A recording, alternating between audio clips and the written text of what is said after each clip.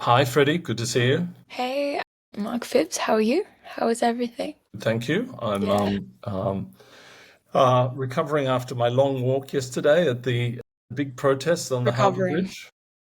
Like the protest and the walk that you experience is anything compared to what is going on in other parts of the But world. anyway, But it all was a right. momentous day yesterday. More than 100,000 people crossing the Harbour Bridge, so hmm pretty iconic. And the voice of Australia has been loudly heard, I think, in terms of the disgust everyone feels about what's going on in Gaza. So it'll be very interesting the political impact and perhaps the impact it has, hopefully, in Gaza at some point. I know Anthony Albanese is trying to get a phone call with Netanyahu. So it'll be interesting to see what impact this has and whether this really is a turning point in Australian politics or this whole Gaza situation. Yeah, definitely. I mean, I think don't let's talk about the actual protest itself a bit more as well, because I think that obviously it's very easy in today's political climate to say that you are supporting Gaza and that you support them against what the IDF is saying, because it's what every newspaper and every politician in the world seems to be coming to that conclusion, right? Like the tide has officially turned. And I worry, and I think a lot of people worry that it is too late for these actions. Obviously, it's never too late. It's better now than never. But so many people have died, and so many people have starved, and so many people are on the brink of starvation. So these actions only happening now, will they be able to get the food that they need in the next few weeks? I'm not sure about that. But I guess that desperation is what brought like an estimated more than 200,000 people out to the protest yesterday. So I mean, it was really quite impressive. I think it was the first time that the Harbour Bridge has been closed since World Pride, which happened a while ago. Was that in 2000? So, yes. Yeah. But what did you feel being there? Like, talk about your experience. Like, what supporters did you see? Was it very peaceful? What was the Look, it police was reaction? really a cross section of society. First time I've been in such a protest ever, so that was interesting for me. Real cross section, people with young children, strollers, families, older people, obviously people who are of Palestinian background and people sympathetic to that with Middle East background, etc. But really a cross section of society. It was very peaceful.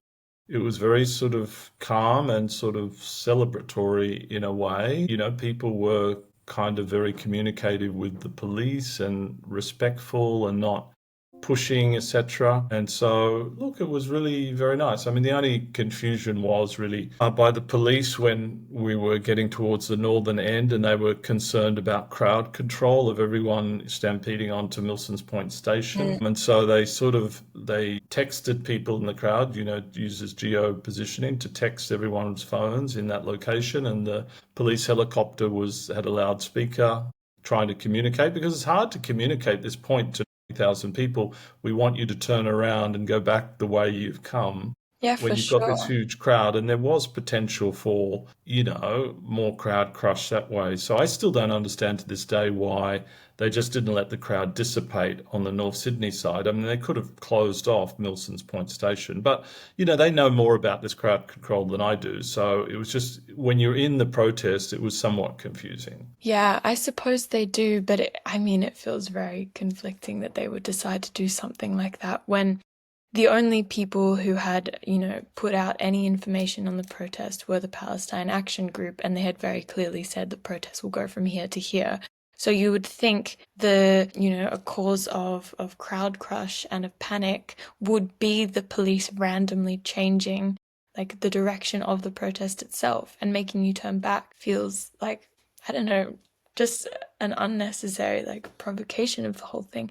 But then Well, it usually for me it was interesting because I caught the train and I planned to walk north over the Harbour Bridge and then walk home, right? And of course I live on the north side, so then I had to turn back and go all the way back to the southern side not that and bad. then climb over the fence to the walkway on the right-hand side and walk right across. But there was quite a lot of confusion, and so I think for some older people, maybe it was a bit distressing because they had to walk a lot further than they anticipated. Mm. But look, anyway, it was an amazing experience, very memorable. I won't forget it. And hopefully it makes a difference. I mean, definitely. And I think as well, it's important to ask ourselves the question, right? Because you just talked about how it was very peaceful and fairly well coordinated, aside from the bizarre moves done by the police. But, no one was violent, no one was doing anything unprecedented.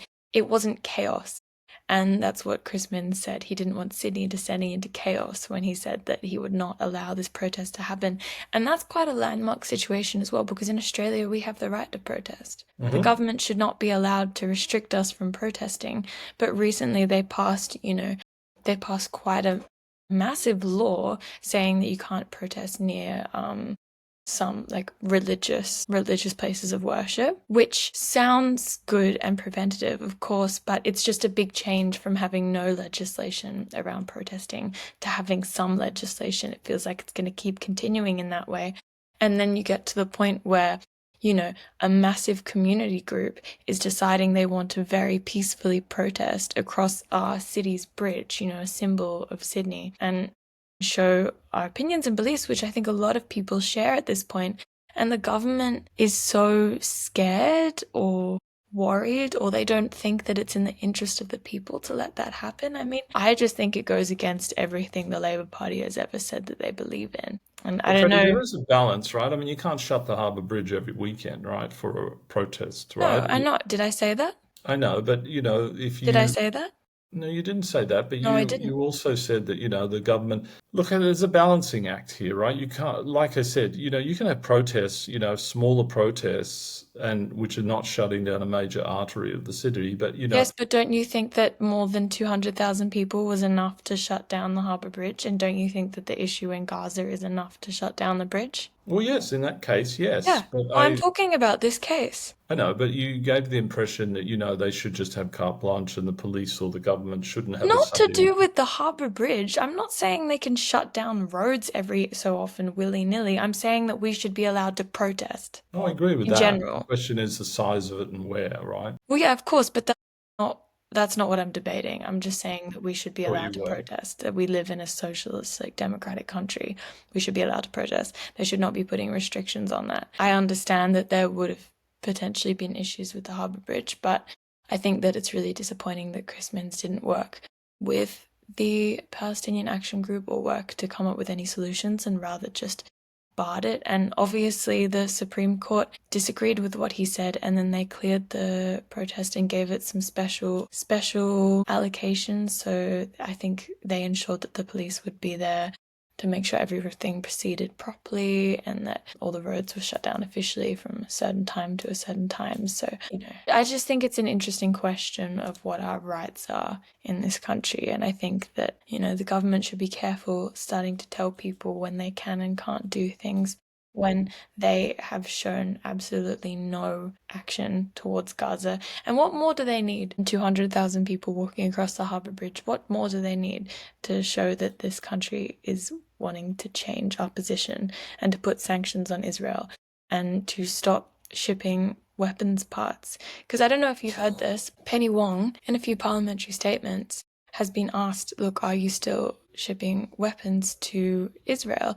And she said, oh, we're only shipping parts of weapons. But the parts of those weapons are still going to the army, so that's not a real response. Yep. Well, it'll be interesting how this plays out. A lot of pressure on Albo to continue his balancing act as Prime Minister, but that's why he's in the role. So it'll be very I interesting. mean, I don't know. I don't know if he's doing a fantastic job right now. What kind of balancing act are you doing anymore? We're the last of our kind of middle power country to even consider recognizing a Palestinian state. Canada is already in the process of thinking about recognizing them. Germany is also considering it.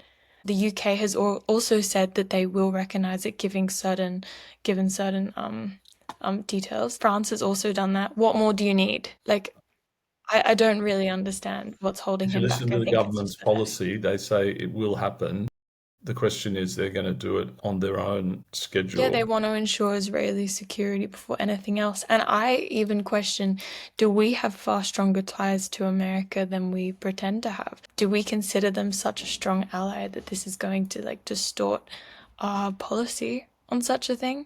Maybe that's why the UK and Canada are looking to recognize Palestinian state, because they don't feel as close a relationship with the US. I feel as if when I was younger, at least they usually looked up to them, and and aspired to this kind of American superpower. I think they have just as close a relationship. I don't think it's that. I think Well it's a then, yeah, well then what's the difference in reason leadership, is all really. I'm saying. Mm. Yeah. All right. So yes, hopefully it has some sort of positive impact. But anyway, people had their voice heard, and so that's a positive thing for a democracy like Yeah, it's Australia. a positive thing, but everyone's still dying. So moving to a discussion around Mamdani, the new Democratic candidate for mayor of New York. So he's got the Democrat nomination. Trump calls him a communist because he's clearly on the left wing of the I political mean, he's spectrum. definitely a socialist. I think he's Definitely a far socialist. further left than most Democratic nominees tend to be. I mean, he beat out um, quite a few further right, more conservative Democratic nominees. So I think Andrew Cuomo, who has supported Israel in some of their actions in the past. So this is a big statement. This happened a little while ago, around June, the end of June, but it is a big precursor, I guess you could say, to the midterm elections that are going to be coming up soon, because it shows that New York and maybe America has changed who they want to vote for. They're voting for someone who's more progressive than they ever have before in the state of New York. So what does that say about how people are pushing back against the Trump administration itself and looking for new leadership? But I also think it says something about Mandani as well, the balance. He's sort of pro-business, but he's socially progressive as well. So, and I hear he's a great communicator as well. So you've got to have the right sort of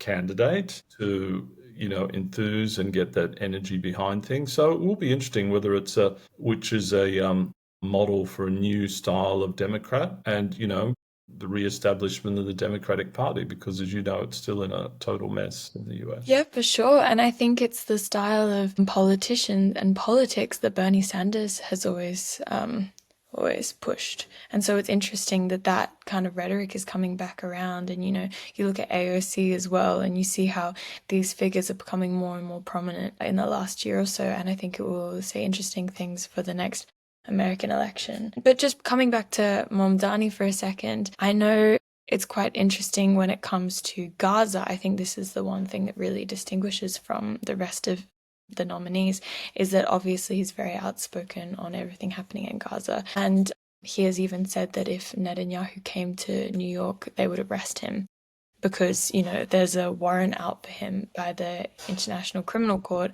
so he would arrest him. And the journalist kind of asked, well, federally, your government has not said that they would arrest him. That's not the federal government position. But he said, look, New York agrees with international law, and that's what we would do in that situation. And I know Netanyahu was questioned on that. Do you feel worried? Do you feel worried about going to New York in this situation? And Trump said, ha ha ha, don't worry about it. I'll get him out. I'll get him out of New York. So, look, it's getting a bit feisty there, but I think it's interesting seeing some pushback. That's really interesting. On other news, Trump has given a new deadline for Putin to make a ceasefire in the Ukraine. Originally, he'd said he was going to give him 50 days. He's now reduced that to 10 to 12 days, and that's up on August 9th. And so it will be fascinating whether Trump actually takes action based on his words, whether he continues to be Taco Trump and not do what he says he's going to do. Yeah. And so hopefully that's the case, because, whilst everyone's focus now is on Gaza, the Russians continue to make progress in Ukraine and bomb the hell out of Kiev and other cities, etc. And so that's kind of, like we say about people's interest is short-lived in stories around the world. Currently, Ukraine is, on the back burner of people's minds. Yeah, and I think an interesting narrative to look at on that as well is kind of the end of the media institutions themselves, right? Because it's happened, right? The media institutions have begun to lose their power and begun to lose their institutional funding. So what they've got to do is find newsworthy stories that are punchy, that are new, that are talking about the new kind of it thing that's going on in the world. And they can't really afford to keep going back to something like Ukraine, which has been going on for so long, because how are they going to get the right viewership? And I think the media has such a powerful position that it's really dangerous that they've begun to, you know, be biased towards what their readers want to read rather than telling stories of what's actually happening out there in the world. So it'll be interesting how that also affects Ukraine, because obviously they are at a very critical point as well. I mean, any time that Ukraine falls, it means the rest of Europe is suddenly in huge danger. So look, I think everyone needs to turn their attention back to that. But there's too many critical conflict points at the moment, and I think it's difficult for our foreign policy advisors to focus. It is interesting what Ukraine's doing at the moment. They did a huge cyber attack on Aeroflot, the Russian airline, and so no flights were running because their whole system is brought down, right? They infiltrated the Aeroflot system, and supposedly the CEO at Aeroflot had not changed his password in 3 years, right? His password for their systems and stuff. So, and they also made an attack on a oil refinery in Sochi. And so what's interesting there is the Russians like going, the wealthier Russians and middle class Russians like going to Sochi in summer, right? Like they like going to Turkey and to Dubai, etc. So this lack of any Aeroflot flights, and also where people's children are on holiday and that sort of thing in Sochi, is very interesting, attacking the middle class and upper class in Russia, so that they're feeling some impact from this war as well, which has not been the case before. Well, definitely. And I think strategically, right, the one way that people see an end to this war and an end to even Putin's position as leader is the middle class rising up against him and, some sort of revolution happening. Obviously, the chances of that are incredibly low, but I think Ukraine believes that there must be a point where it gets so bad for the Russian population that they don't want to be in war anymore. I mean, obviously, it takes a massive toll on a country's population. They're having family members go off and die, and how many sons and how many daughters, I don't think they conscript women actually for the army, but how many sons do you have to lose off at war before you decide to turn your attention to your leader? And why are we in this war in the first place? Is it necessary? So I wonder what that will have an impact as well. If their luxury vacations are being threatened, maybe they won't look so favorably on Putin anymore. So interesting developments there. And then closer to home, we have a productivity summit coming up by the federal government in the coming weeks. And this is all around the point of, this term, as Jim Chalmers has said, is all about productivity. Australia's productivity is terrible, right, in terms of any And I improvements think it's in been declining for a long time as well. This isn't declining for just a some recent. time, particularly since the pandemic, since COVID. So the whole idea of this summit is to get industry groups and business council and government and unions and everyone together to have a look at this and cover a few areas like a potential corporate tax overhaul and tax overhaul, competition reform, AI adoption and workplace readiness, workplace innovation, public health as productivity, and state versus federal roles in that whole thing. So I think it's wonderful that they're having this because, too often and hopefully the real topics will be discussed, right?